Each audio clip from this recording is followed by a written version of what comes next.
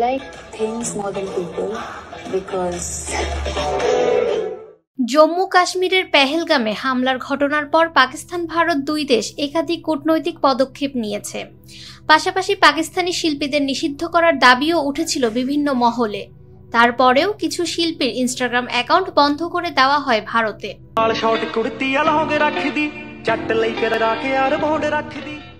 তবে সেই সব তারকার অনেক ভক্ত অনুরাগী রয়েছেন ভারতে। তারা রীতিমতো বিমর্ষ এই ঘটনায়।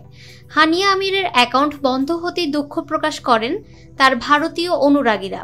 তবে কেউ কেউ হার মানার পাত্র নন। অভিনেত্রীর ইনস্টাগ্রাম বন্ধ হলেও ঠিক তারা উপায় বের করেছেন।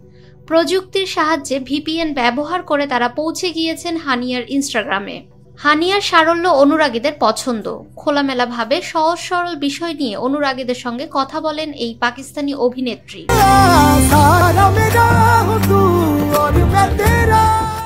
কাশ্মীরের ভারত শাসিত অঞ্চলে 1989 সাল থেকে ভারতীয় শাসনের বিরুদ্ধে বিদ্রোহ চলছে।